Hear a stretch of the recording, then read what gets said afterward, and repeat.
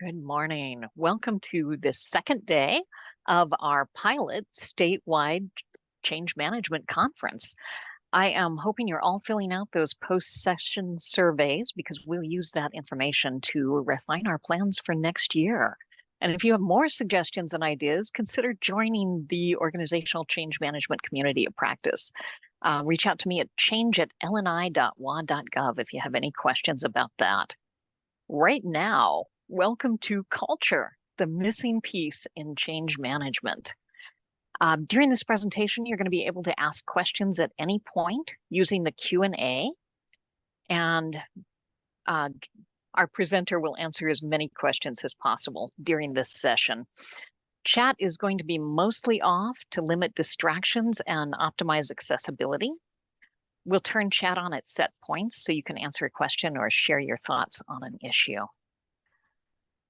Our speaker this morning is Jeannie Bowen, and I have come to really appreciate Jeannie's willingness to share the knowledge that she's gathered in over 10 years of work in lean and continuous improvement, strategic planning, and project and change management.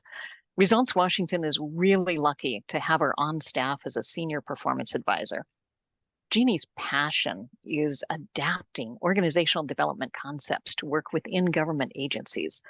Exactly the kind of work that's going to help us all achieve our organizational goals and enable healthy workplace cultures while we do it.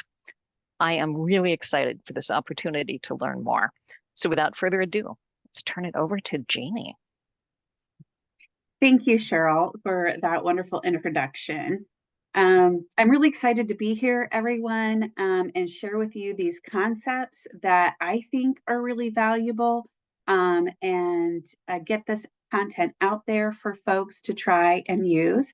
Like Cheryl said, I am really passionate about taking great concepts and tailoring them for government use, and specifically really pairing them with some easy and well-known facilitation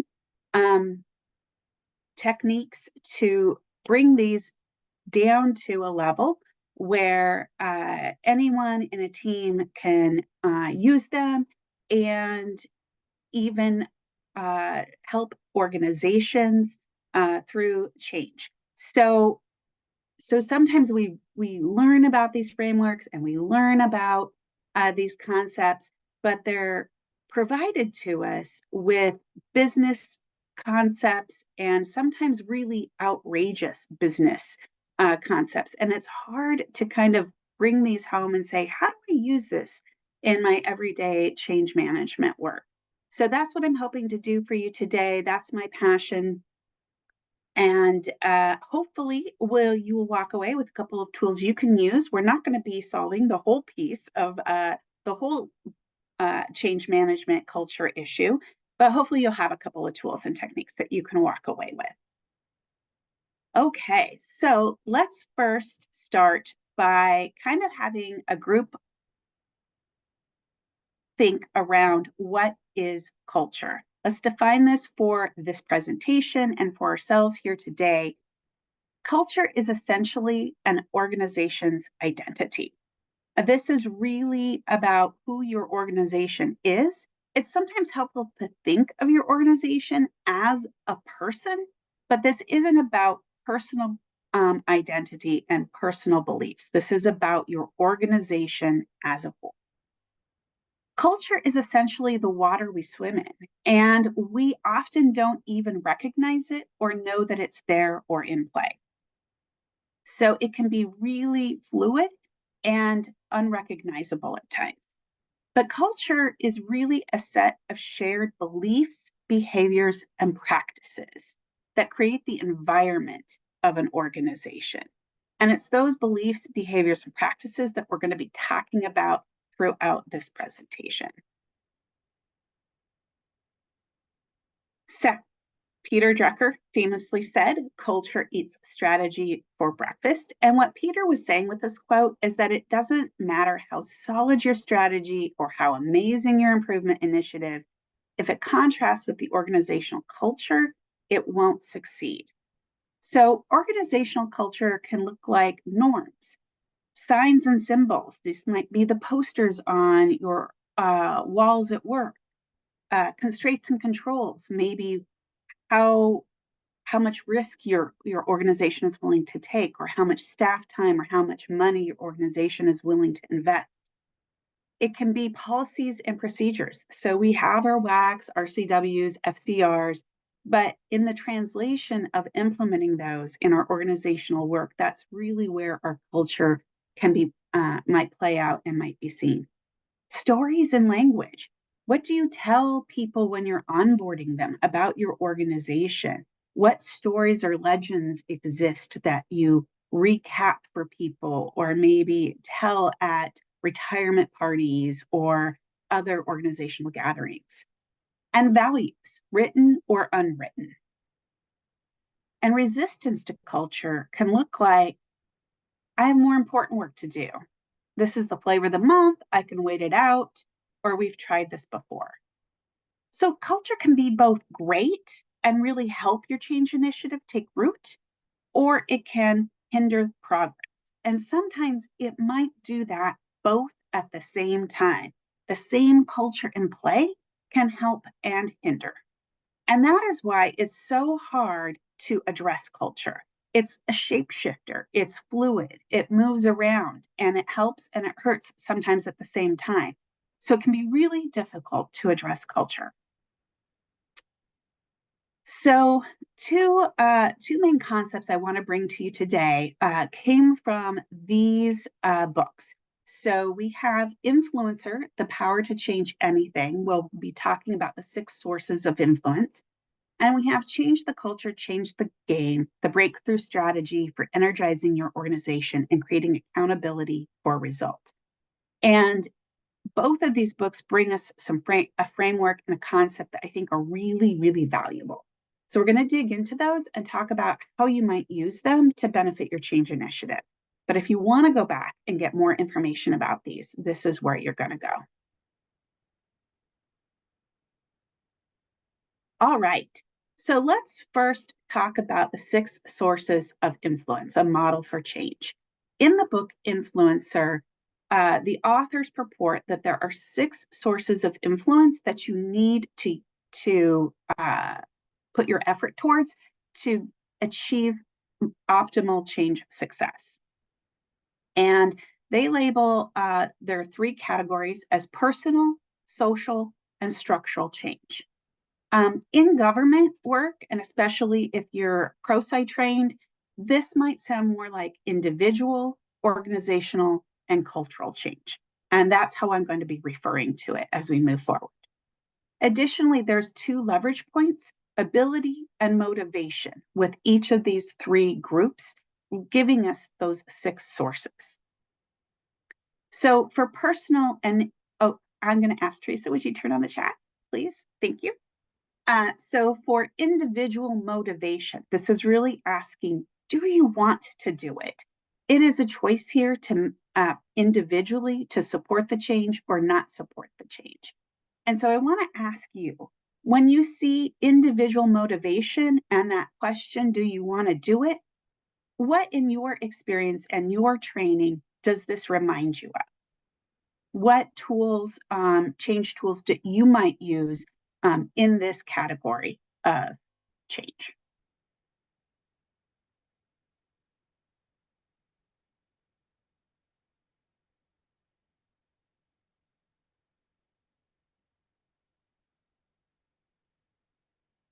ADKAR, with them, yes. Gaining engagement in the change, the desire step of ADKAR, the what's in it for me, supervisors explaining the why. That's exactly what I thought of when I looked at this. I thought of the awareness and desire piece of the ADKAR individual change model.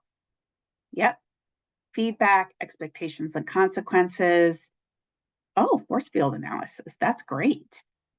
Yeah, so we have tools that we use here for individual motivation. We think about that when we think about change. The next category is organizational motivation. And this is really around, do other people encourage you to do it? And in government, that's going to look like leadership. That's going to look like, are you getting the encouragement from leadership that you need to take the steps to make this change. So what in your experience and the work that you have done with regards to change management do you see that might fall into leadership and organizational encouragement of you to make the change?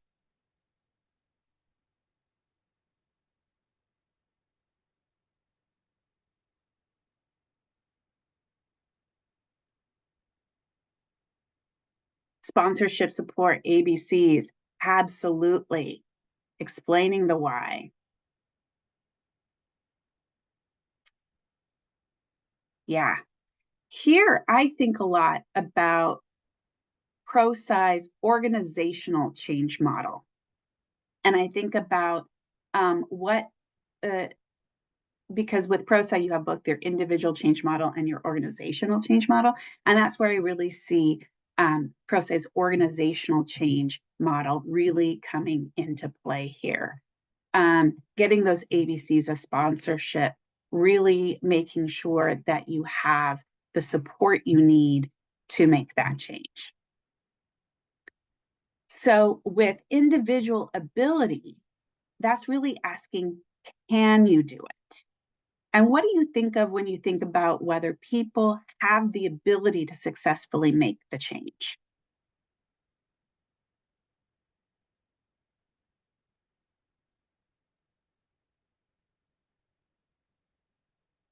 Practice, knowledge and skills, skill set, training, gap analysis. Yes, with ProSci's AdCar, I really think about the knowledge and ability here. Do people have what they need to be successful in making that change? Capacity, that's a great one. Yeah, thank you. And so for organizational ability, do other people provide help, information, or services to enable you to do it? What are some of the tools and techniques that you've used or seen that really help this level of this source of change management? Do other people provide the help, information, or services? Step-by-step instructions, allotted personal development time, FAQs, it's a great one. Collaborating with subject matter experts, yes. Excellent. Oh, process diagrams, yeah, trainings. When I think about ProSci's organizational change model, I think a lot about the roadmaps that they provide to help leaders through make that change successful with their staff. Could be a sponsorship roadmap, could be a communication plan, things like that. So then moving to cultural motivation, does the environment encourage the right behaviors? This is really very static. Does the environment encourage it? Does your static environment um, set you up for success? So when you think about cultural motivation, what are some static things you think about in your environment that help encourage the right behaviors for a change initiative?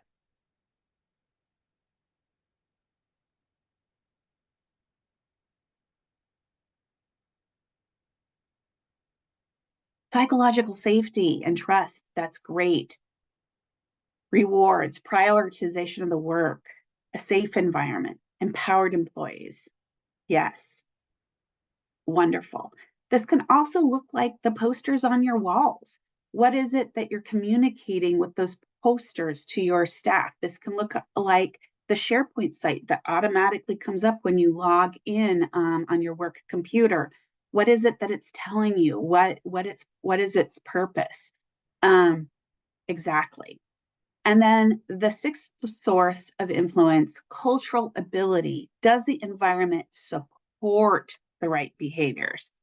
So what do you see or as environmental support for a change? These are your tools and your different environmental supports. Being flexible, open communication. Great.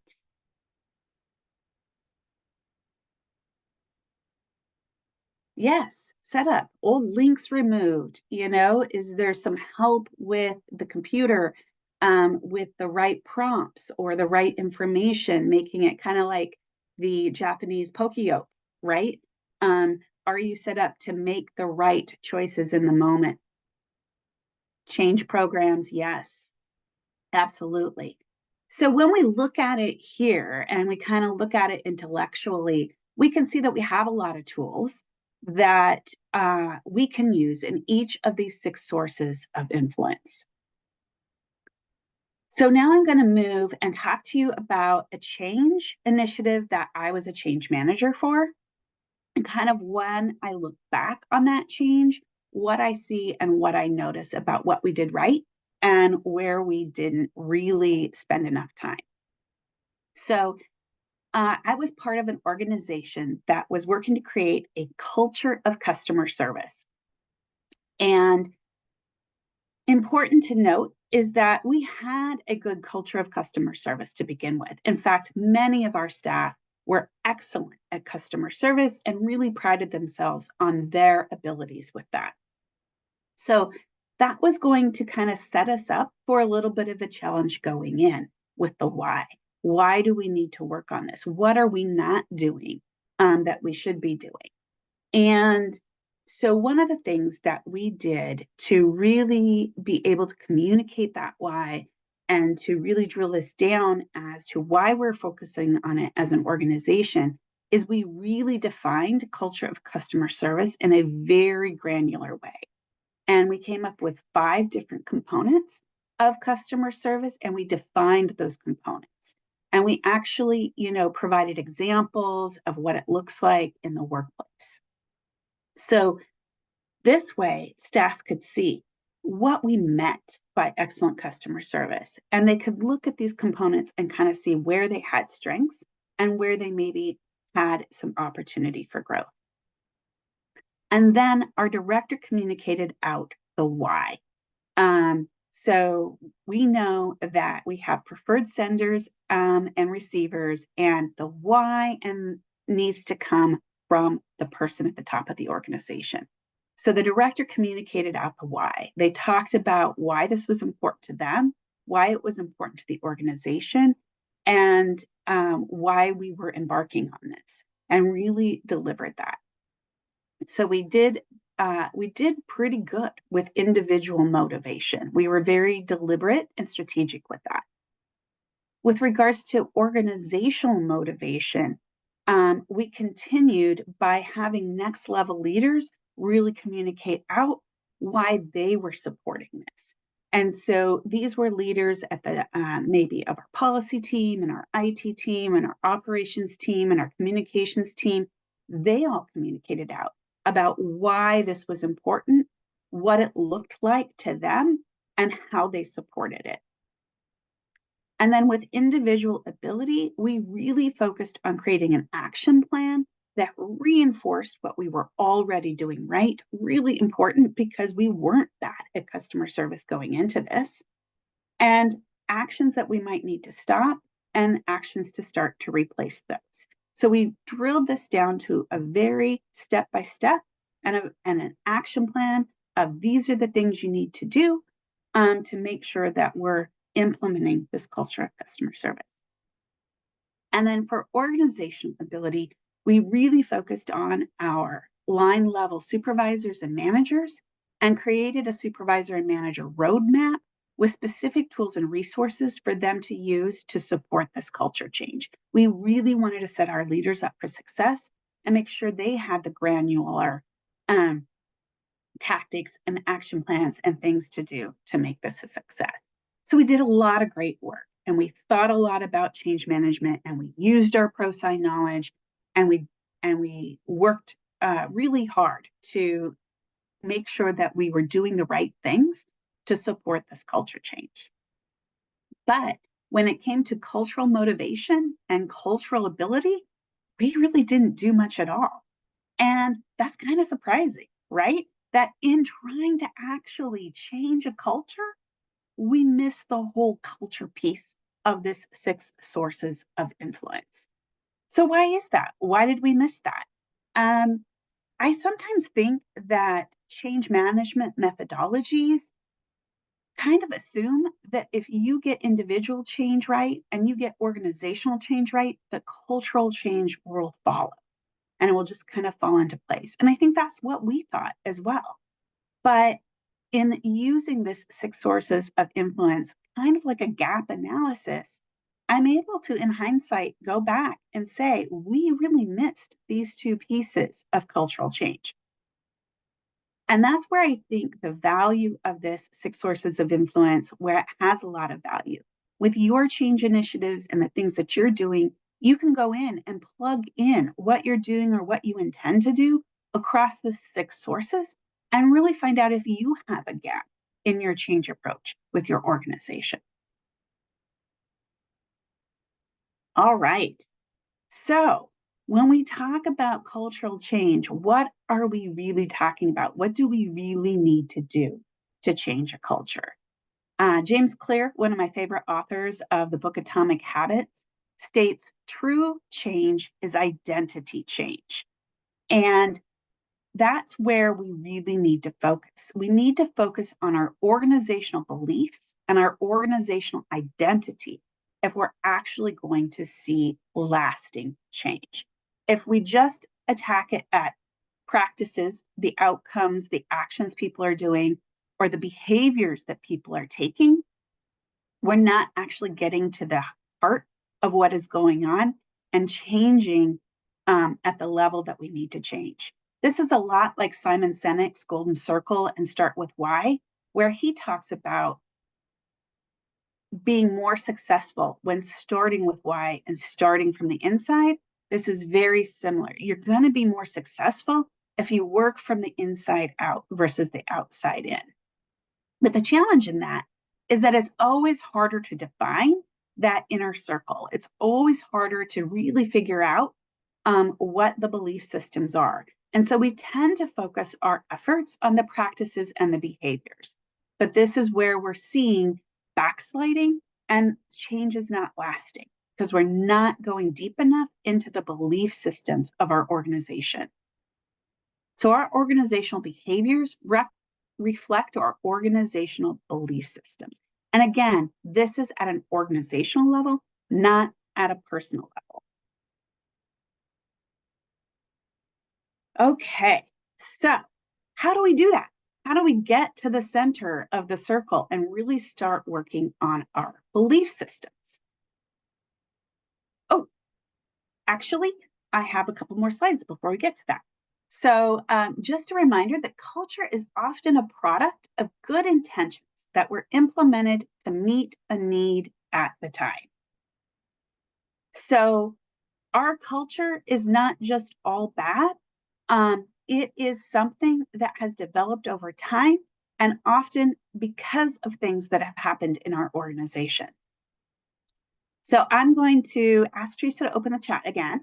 And I'm going to ask you, can you think of an experience in your organization's history that has impacted your organization's beliefs, behaviors, and practices? What's something that maybe has happened in your organization that has really set up your organizational culture? COVID, absolutely. Competition behavior, that's a good one. The move to virtual work. Change of leadership, exactly. New leadership, reorganization. Yes. We have failure to enforce. So we lack a culture of accountability, it sounds like, in that one. Failed DEIB initiatives. Yeah. And these can be lawsuits. Maybe your organization ended up with a lawsuit, and that has really defined your culture. Settlement agreements. There we go. Legislation. Absolutely. Lack of trust. So we have these organizational experiences that drive our organizational belief systems. And that's true for everybody, right? Experiences are what is behind your belief systems. So if I go to the grocery store closest to my house and over 3 separate occasions I'm treated rudely by the checkout staff, and I go to the manager and I complain and I'm treated rudely by the manager, I might develop a belief system that this store is rude and I don't want to shop there and I don't want to expend my money there. And so I drew further away to a different grocery store that I do feel provides me the respect I deserve as a consumer. But let's say I'm talking to my neighbor and they're just talking up this grocery store. It's their favorite store. They've got a lot of sales, and they've never had those same experiences as I do. So, those experiences that we have, those shape our belief systems. And this is true at any level of our organization, our culture, and society. So we need to set up to change these belief systems. We really need to change people's experiences and ensure that they start to have these positive experiences with this change so that they can change the narrative there. Now, maybe you can convince me with a really good why and with them to try the grocery store again. Hey, it's gone under new management, or they really give back a lot to the community. They do a lot of great stuff for the community, or the sales are fantastic. You really need to give it a second chance. I might be open. You might be able to convince me with that individual ad card and give this a second chance and go back to that grocery store. But when I do, I have to have an experience that is positive for me to actually start to change my belief system around this grocery store, right? Kind of a lame example, but an easy one. All right. So that brings us here to our culture change model. And this is borrowed from Change the Culture, Change the Game. And it really sets up this hierarchy of how you change a culture. And beliefs here are at the top. And your beliefs drive your behaviors. And you have helpful behaviors and hindering behaviors. And then those behaviors drive your actions. And depending on the behaviors, you might want to continue to reinforce and continue some actions. You might want to stop some actions that aren't helping the change. And you might want to start actions that really will help your change. So it's a hierarchy of beliefs to behaviors to actions, again, from the inside out or the top down. It all stops here at the belief system. Let me see if I'm missing any points. Okay. So here's a framework or a model. You could set this up in Word. You could set up in Excel. You have the belief system at the top. You define the helping behaviors and hindering behaviors. You define the actions in terms of creating an action plan to really help your change take root at the innermost level. And so I have used this a couple of times with differing levels of success. So I've tried this out and I have some lessons learned. And one of my lessons learned is that we need to start by identifying the behaviors first. So while we have to change at the belief system level, we need to start here by identifying the behaviors. And the reason is that just kind of coming in cold and stopping and saying, what are the belief systems that are behind this change or change not taking success is a little esoteric from people. You've got people coming in from maybe being on a call with a hot customer or doing the job of 2 or 3 people, or maybe you've got some IT folks and the system was up and down all day, and you got people coming in and their mind is elsewhere. Their mind is on the tactical aspects of their job.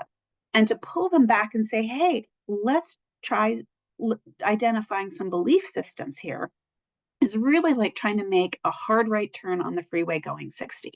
It's just too abrupt of a mindset shift usually when you're trying to get your change team to work on this. And so identifying the behaviors first really helps, because then these are observable. And then you're just kind of recalling, what do I observe people doing that is helping or hindering this? And it's a lot easier to start there than to start at the belief systems. So we want to start at the behaviors, and then we want to walk that back up to the belief systems. And then we want to identify the actions that leverage the belief system, and determine what we're going to start, stop, and continue. All right, so let's take this example of my culture change, my creating a culture of customer service change initiative that I was on, and let's use that in this framework. And so I'm going to say that one of the helping behaviors that staff have is that staff genuinely care about the customers. So we had that. Staff care about the people that they're working with. And so we're not asking them to like change a mindset here as much as kind of change how they're delivering the customer service. So we can leverage the fact that staff really do care. But a hindering behavior that we had was that staff were unwilling to give out their direct contact information. And this is because of experiences that they've had in the past around what happened when they gave out direct contact information. And a lot of it has to do with the fact that caseloads change frequently, or people change jobs. And then they have those customers who had their direct line at one point in time continue to call them even when they're not assigned to the case anymore, or may not even be in a position to help them. Additionally, with giving out emails, sometimes those emails ended up in a lot of back and forth when a phone call just would have been quicker. And so staff really felt that they were more efficient when they didn't give out their direct contact information. And they felt that they were doing and be able to better serve the customers when they didn't give out their direct contact information. So when we look at these helping and hindering behaviors, and we walk that back up to a belief system in play here was that staff believe they're more efficient if they can control how a customer contacts them. They truly felt like they were doing better customer service when they weren't giving out their direct contact information. So when we look at this, we want to come up with actions that reinforce this helping behavior, and we want to think about what actions we want to stop and what actions to start to replace those stopped actions that address cultural motivation and cultural ability. So we're pulling in here these actions to start and stop. We're now coming back to our 6 sources of influence, and we're saying we need to really think about these 2 sources of influence, cultural motivation and ability. So actions to reinforce. Maybe we want to create a reward or recognition system around staff going above and beyond to help their customers. We really want to make sure we're recognizing staff for the work that they do that really goes above and beyond for their customers. We want to say, hey, these are the things you're doing right. Again, recognize what's already going right. But the action to stop was limiting avenues for customers to contact us. Now, we could just come along as management and say, look, you're going to do it. But what we're going to end up with is people maybe changing because they were told to or because they had to. But at the first moment that they can kind of slip out of that, or the focus on that stops, they might change their behaviors because we haven't actually addressed the belief system that's behind this action. So an action to start to help with cultural motivation might be to show staff what their colleagues could do to benefit customers instead of routing calls or emails. So if I'm not giving out my direct information, that means somebody else in my organization is getting the call or email and sending that to me. So we have somebody doing the routing work. And what could that person be doing instead of routing work that might help me just as much, if not more, than routing those calls? So we want to come back and say, okay, you really care about customers and you care about serving customers. And if you do this, then this person's going to be able to help you in this way, which is going to make you more efficient and help you out with some other aspect of your work. And for actions to start with cultural ability, we might be able to provide them with a script or a process to transfer those calls and emails that are no longer theirs. Maybe we come up with a process that when you get new cases, you reach out to those customers and give them a new phone number for them to use. And there's a lot of different ideas that could go in here, but we could really make sure that people were set up for success, that we just didn't turn the switch and say, now you're doing this without any support for them to feel like they were really successful in doing that and that they weren't being bogged down by a bunch of calls or emails that they had no ability to respond to. And so going back to our 6 sources of influence model, then we can take our cultural motivation and we can pop it in here. We could recognize people for excellent customer service, and we can show how it increases organizational success. And we could create templates and cascades for staff to use here with the ability to make sure that they were supported in this change. All right, so we've taken an example that I lived through and kind of walked it through these 2 models. Now let's work on an example together. So in example 2, we're going to, our cultural change is that we want to embed organizational development work into our culture. And I'm going to get us started out. We have a helping behavior that staff are mission driven, and a hindering behavior that staff are not engaged in improvement projects. So I'm going to turn on the chat, and what I want you to do is think about what might be a belief system that is driving both that staff are mission driven and their behavior that they're not engaged in improvement projects. What do you think could be a belief system behind those behaviors that are driving those behaviors?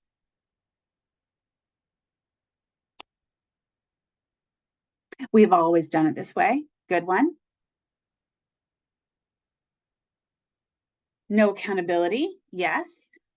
Burnout. Yes. Why fix something if it's not broken? Exactly. We don't have the time or capacity. Not my job. No time available. Right.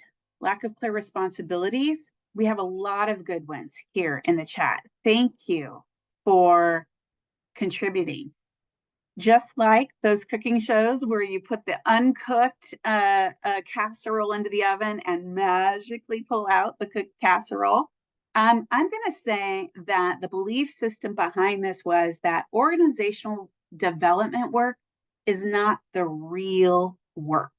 I don't know if you've come across this belief system in your organization. It definitely has occurred in organizations that I have worked with. And it's been a real hard belief system to change for people. So given that we have the belief system that organizational development work is not the real work, but we have dedicated staff who really care about the mission of the organization. They're coming to work, they want to get the work done, they want to make a difference, but they're not engaged in these improvement behaviors. What are some actions we could take to reinforce that staff are mission driven? How do we reinforce the helping behaviors we want to keep? Go ahead and pop in the chat.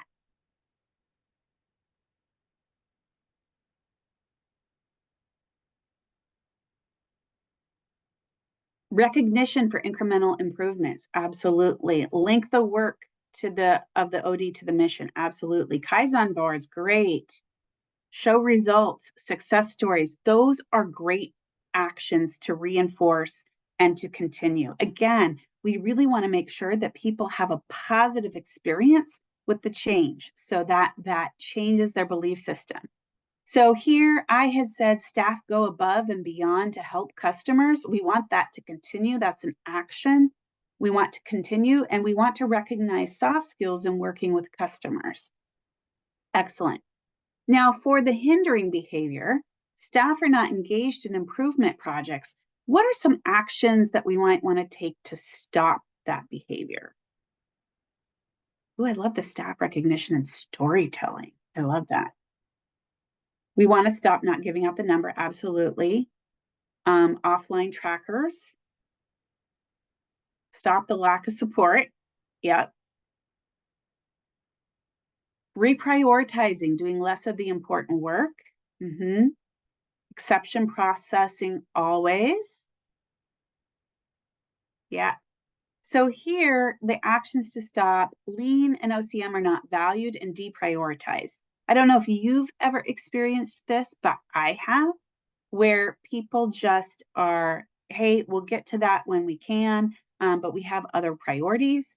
And then staff not being engaged in improvement projects. I've experienced this where staff sometimes showed up late, sometimes not at all, didn't even let us know that they weren't going to attend. So we spent a lot of time trying to figure out if they were, and just generally not engaging or doing the work outside of the meetings that need to be done. So we want to stop these actions. Now, if we were to just come along and say, hey, show up on time, do your stuff, get it done. I'm the manager of this employee, and I can lay down expectations and I can say, you need to do these. And that employee might do that for that amount of time. But the very next project they're on, they might backslide into their old behaviors, right? So we need to kind of address what we're going to do to work on the belief system that organizational development work is not the real work. So actions to start for cultural motivation, recognize the effort and skills staff use to serve customers in the same way you recognize performance, right? So let's make sure that we're giving equal recognition to the behaviors that we want to keep, as we're giving to the rest of the work, of the performance work of the organization. And actions to start with ability, ensure the work is covered while staff are participating. And you could put a million different things in here, but we want to make sure that we walk the talk with this as an organization. If we say showing up and doing this improvement work is important to us, make sure that we're supporting staff when they do that. Demonstrate that it's important enough that we maybe take something off their plate, or they don't come back to 50 phone calls or whatever that might look like. Clearly tie the improvement projects to the organization's mission, how it helps them get the real work done by taking time to make these improvements now. Absolutely critical. Tie this back to what they care about and make sure that that they're seeing those successes, that they see the change help, that they see their efforts really make things more efficient or effective in the long. All right.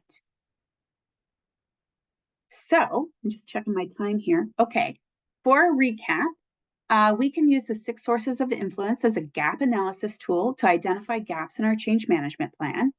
Culture is about what our organization believes about itself, and you must change or leverage beliefs to change the culture.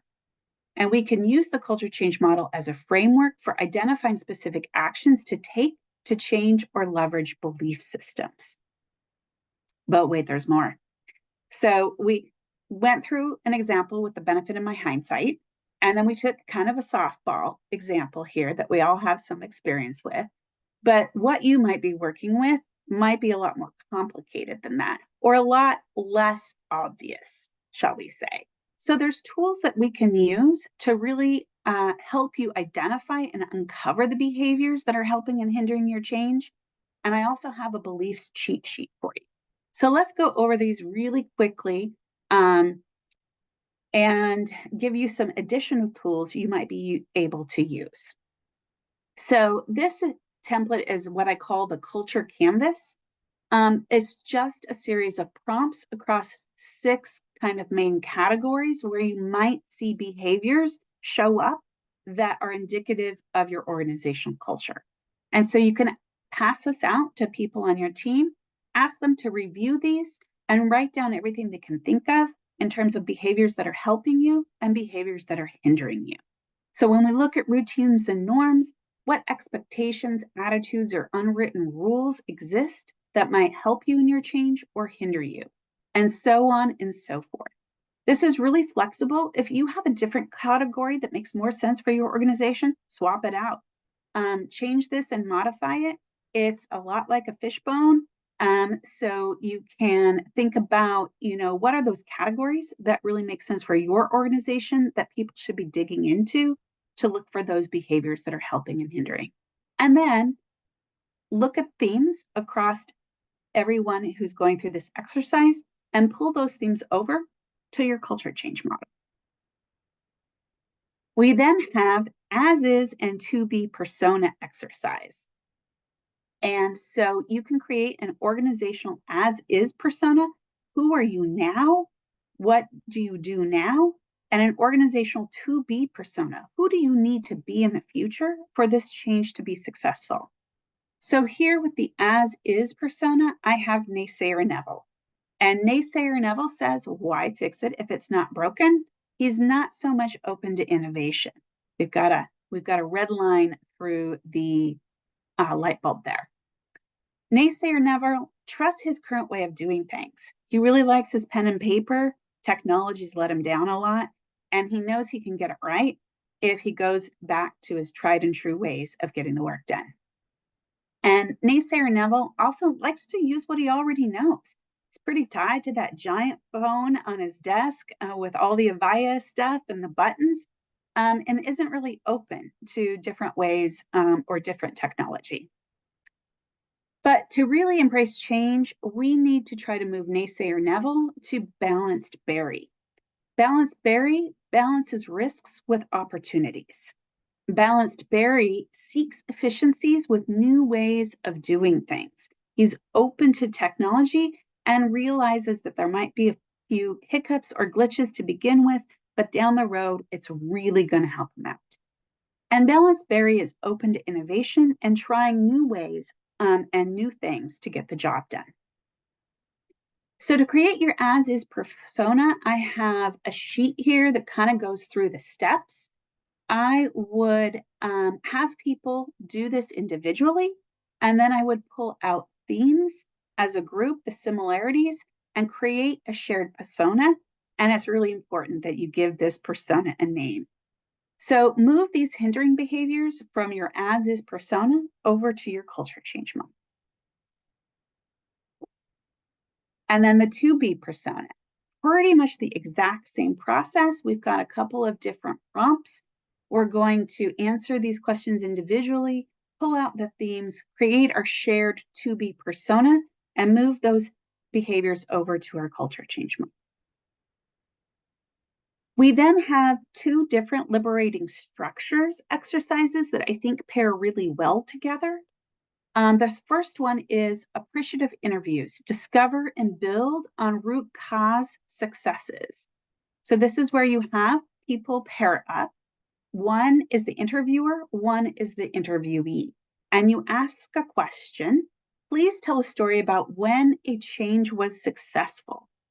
And so the interviewee tells the story and the interviewer takes notes on what behaviors they can identify that the participant in the story.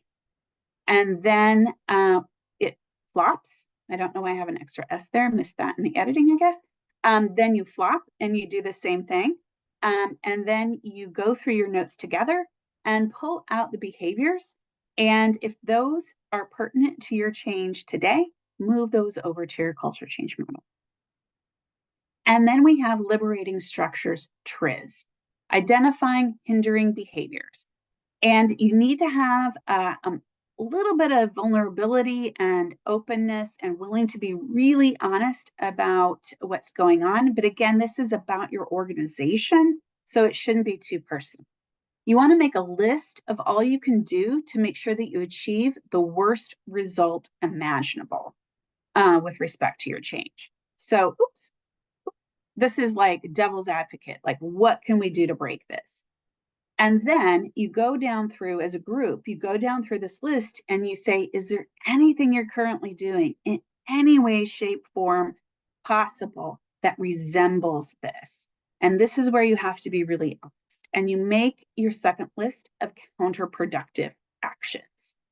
And then you can move these over to your culture change model and talk about what you think you need to stop and what you might need to start to address these counterproductive behaviors. And then we have where to look for belief systems. This is kind of hard, again, walking back up to that belief system. But when you're looking at your behaviors, some areas to consider when trying to figure out what belief system might be at play are how your organization makes decisions, what's its process, framework, how much autonomy do people have, um, what does your organization's authority look like? Is it shared by a few, or is it held by a few, or is there shared power? How about how your organization handles conflict? What's your structure, values, written and unwritten? How you provide feedback? What's important?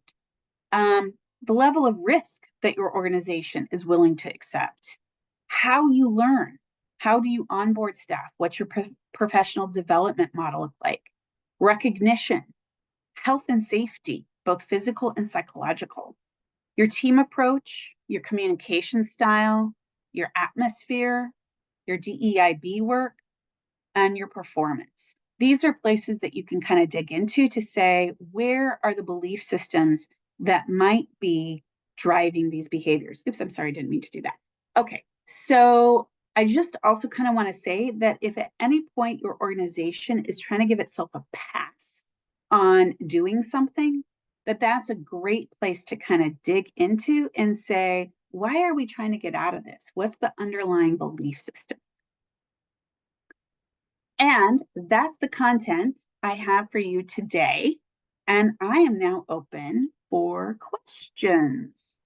And we have some fantastic ones that have come into the Q&A here. So let's just take them in order. Number one, Anonymous asks, an average tenure in my company is 2.5 years, and that includes leadership. Every time a new leader comes on board, they start their own cultural journey, which has little chance to land, as they'll most probably be gone before it's solidified. What advice do you have for us driving change in the organizations where cultural direction shifts so frequently? That's a great question. To some extent, that cultural shifting with new people and leaders coming in is the culture, right?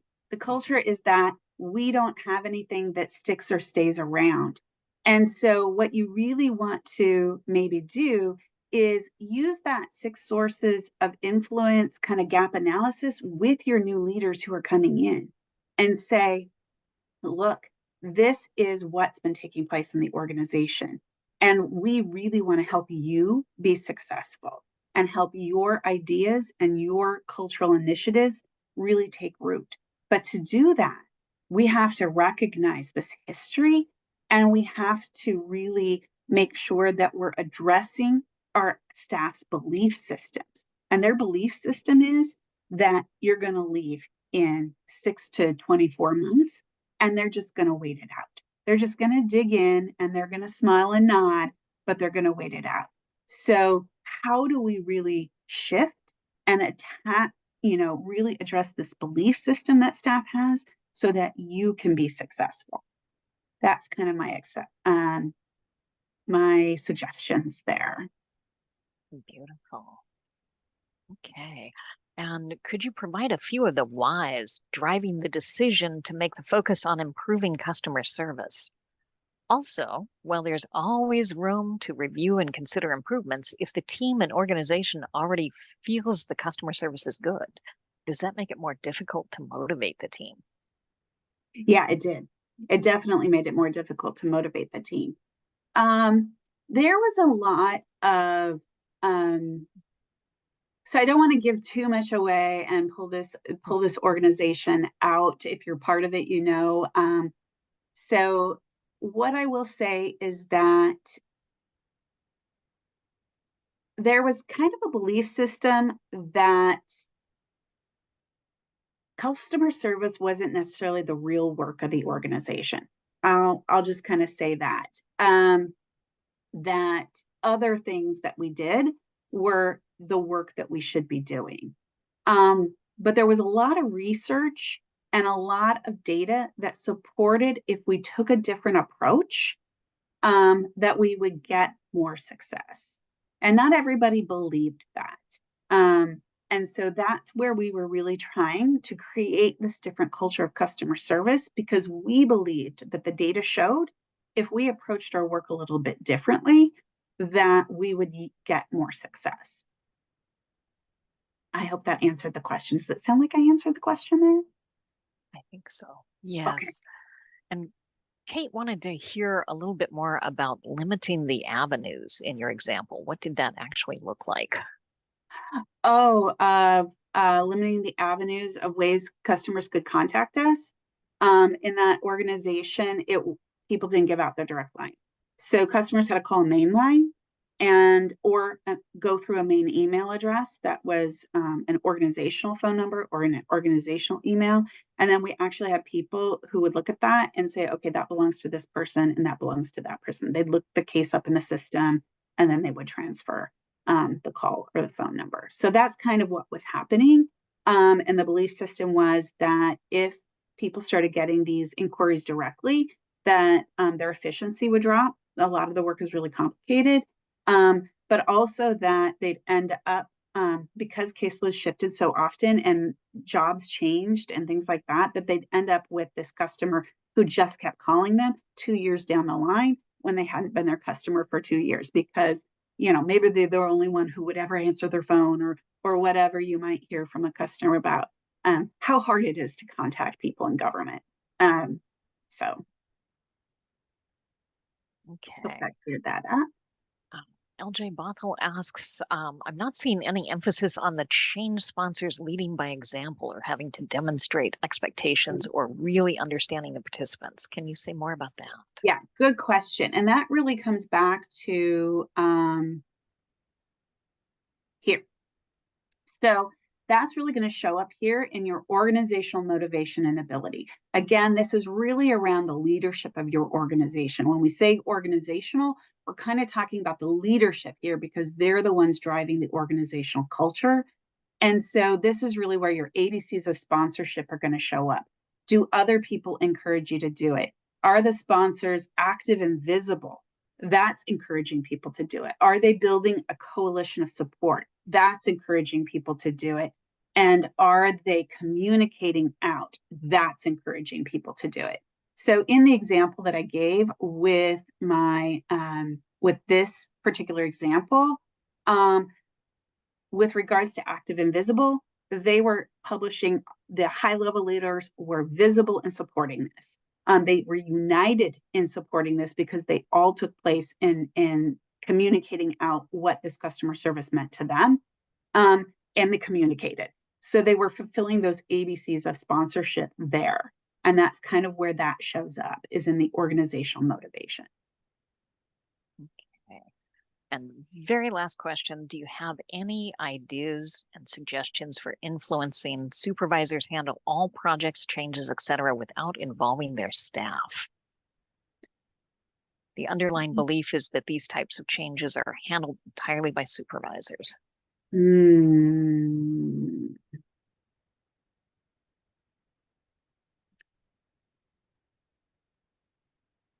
that's a hard one. Um,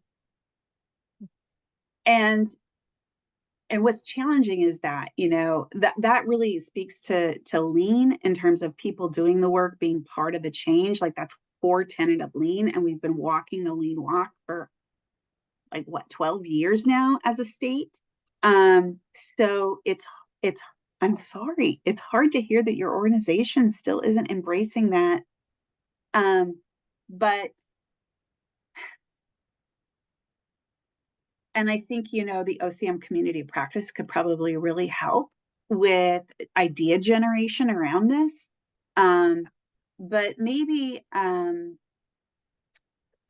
talking about how change will be more successful if people are involved. And I know that Cheryl shared yesterday a chart that ProSci does about how much more successful your change will be if you use change management.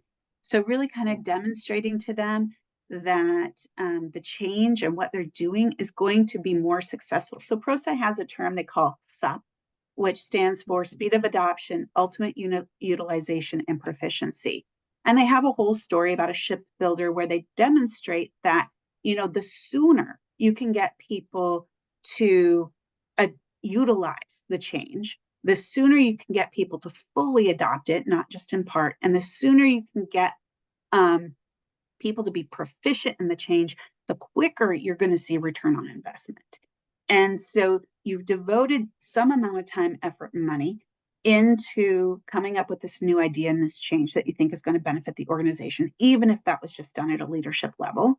And then talking to them about how if you want people to just turn around and do this, like there's a whole reason why we have change management. Like I kind of feel like this is more like how to build the case for change management, which ProSci has an example for, but building that case for change management and saying, we're going to get there sooner if we invest upfront and involve employees in the decision making and in coming up with the ideas that affect their work. That's the go slow to go fast. People don't always buy into it until they experience it. But again, we're really talking about making sure that you see the benefit of what you're trying to accomplish as soon as possible. And you can't do that if you're not involving staff throughout the process. And I'm speaking to Absolutely. the crier here, aren't I? You are. Absolutely. Thank you very much, Janie. We are just a little bit past time, and I can't thank you enough for this. Thank you. Feel free to reach out with any additional questions or to walk through any of this stuff again. I'm available and happy to help. Thank you. So have a wonderful brief break before our next session, and I hope I'll see you there. Bye, all.